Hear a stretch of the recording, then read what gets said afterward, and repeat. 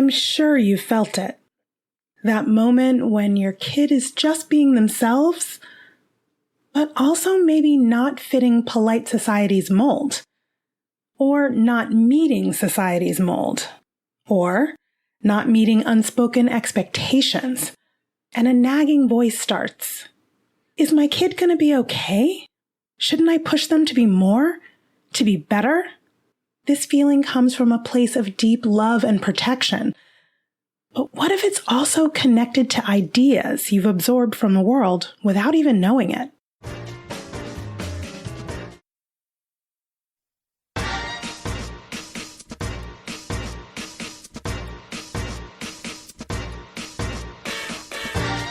Welcome back to Project Parenthood. I'm your host, Dr. Nanika Coor.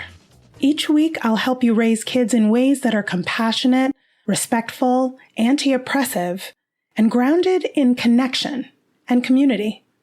Today, I'm diving into a question that many parents wrestle with, especially parents who are BIPOC, Black, Indigenous, or other people of color, but also those raising neurodivergent, disabled, or gender-creative kids.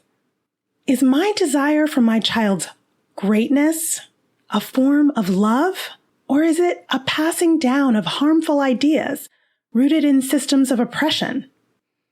Before we dive in, take a moment to ground yourself. Notice what's happening in your body as you listen. A tightness in your shoulders, a quickening of your breath, a feeling of interest or worry. Just notice it with curiosity and without judgment. This is a topic that might touch on some of your deepest fears and longings. Let's get into it. Parenting in today's world can feel like standing in front of a giant ladder. All around you, the message is clear. Get your child to climb higher, faster. Don't let them be average. If they can just get into the right program, the right circle, the right school, then maybe they'll be safe, respected, and have a good life. This is a seductive ladder. It promises security, belonging, and success.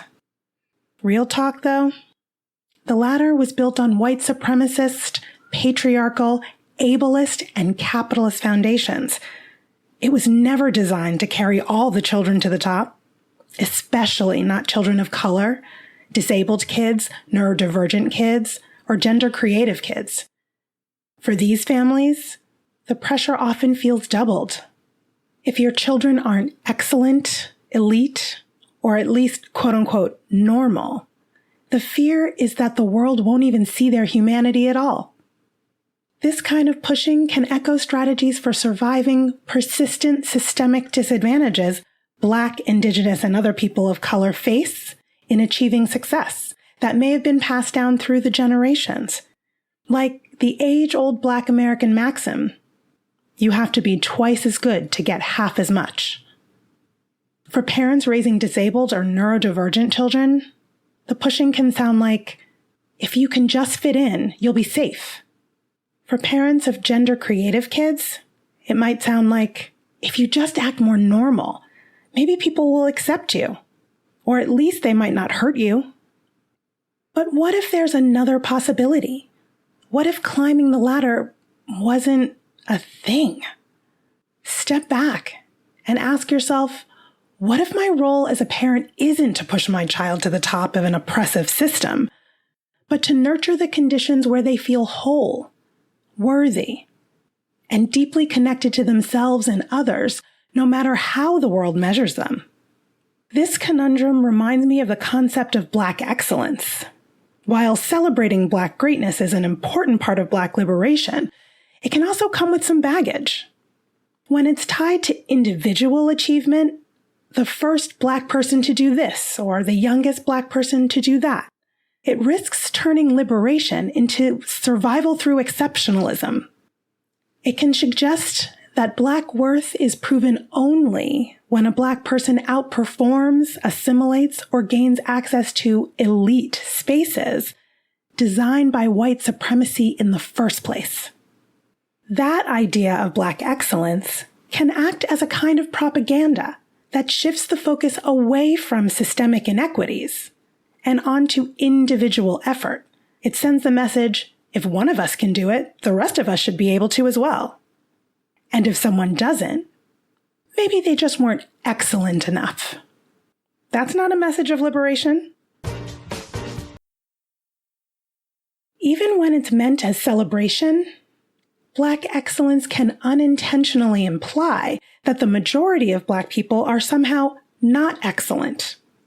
That only the ones who cross certain thresholds, get certain degrees, earn certain incomes, break certain records, are worthy of recognition. This reproduces class hierarchies and dismisses everyday survival, creativity, and care as somehow less than. At the same time, it's also important to recognize that Black excellence isn't always about individual achievement. Many use Black excellence to mean that Blackness itself is inherently excellent, not because it meets standards of whiteness, but because it exists. I'm thinking about the Black is Beautiful movement during the Civil Rights era. It wasn't about measuring up to whiteness. It was about reclaiming and affirming Blackness on its own terms. Take Mae Jemison, the first Black woman in space.